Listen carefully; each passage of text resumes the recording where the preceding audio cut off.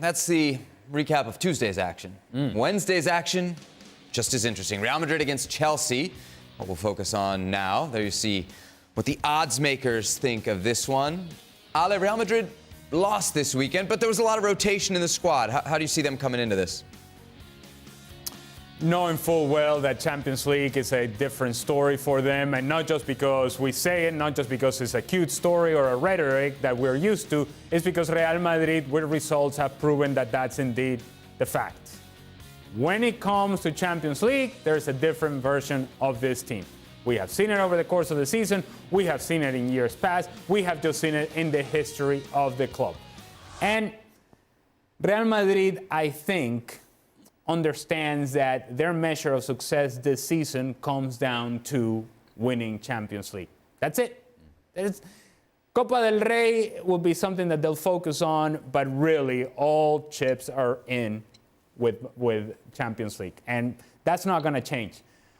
I think, obviously, when you compare the two teams, if you thought that Real Madrid were struggling coming into this game following their loss against Villarreal, well, when it comes to the scale of struggling, Chelsea are winning in a runaway fashion.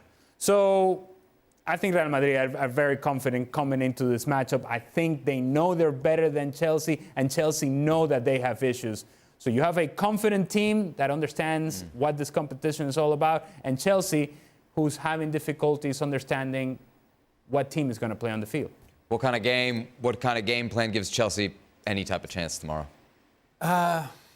Is there one? One where Real Madrid have a particularly off day, but they need 2 off days, don't forget. One positive is that Thiago Silva may be fit and available, but how match sharp is he? Look, there's a ready-made excuse for this Chelsea team. They're sitting in the bottom half of the Premier League. They have an ownership that, at best, has a scattergun approach. They've already fired 2 managers, so the culpability has already been shoved to the manager's feet and door. They now have an interim manager who, quite frankly, is only back in there because Todd Bowley thinks it will put a bit of a smile on the fans' face for a few weeks until they can figure out what they're doing, because it seems they don't really know what they're doing.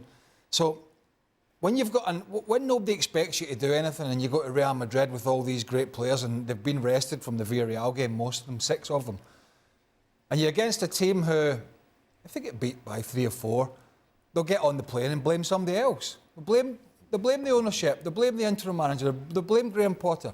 And so I don't see an avenue for Chelsea to get a win. They can't score goals. They can't beat anybody in the Premier League of note recently. And they beat Dortmund, which was a huge slap in the face to Dortmund. Bearing in mind that at that point, Chelsea couldn't really beat many other teams. So I don't. Put it one way. Ancelotti might as well just get his bags, move out his house, and go out and take the Brazil job if they don't go through against Chelsea. He might as well do it straight off the bat of that defeat. That's how bad it would be considering where Chelsea are. So no, I'm not expecting anything else than a comfortable win for Real Madrid in both games. Natum, is there any hope here for Frank Lampard and company?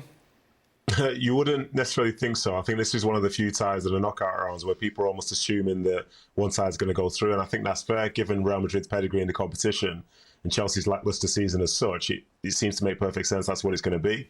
I think in terms of their game plan, though, if they can somehow get a result, because most people expect them to lose, and that's understandable playing in the Bernabeu, but if they can have a result whereby they give their fans a reason to actually go to the second leg next week, whether it's only 1, perhaps 2, then maybe they arrive there with a little sense of hope. And as we mentioned earlier, what happens if Bayern score early? Well, what happens if Chelsea score early?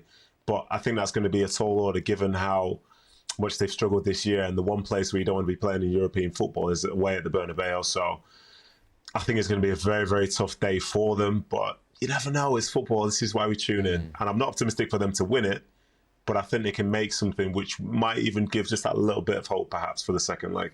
Did Natum just say what happens if Chelsea scores early? In the second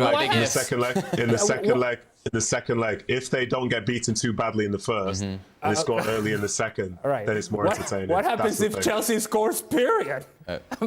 Jan, what kind of chances do you give Chelsea, just to that point, to not get beaten badly? I mean, is that what we're talking about here? Like, what's an acceptable result for Chelsea then? Well, first of all, I think that internationally you don't often see teams beaten badly. So I'm not sure about that will happen. I think that Chelsea will find a game plan, as Nathan was saying. They have everything against them. Everybody expects them, and sometimes you can play them free. You can flee. You go to Santiago Bernabeu. You can enjoy the moment as long as you can. What did Thomas Hessler say? We came here to play 0-0, and it was okay until they scored. I think that is the attitude they're gonna have.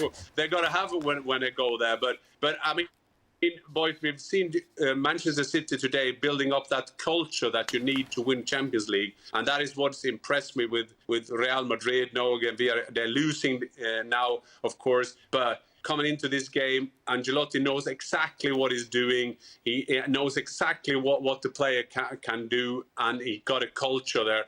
And we have to be honest, Chelsea, with all the players they call big signings, are an inexperienced player that need to develop, and it's chaos. So I guess in that lies also the hope for Chelsea that they have nothing to lose.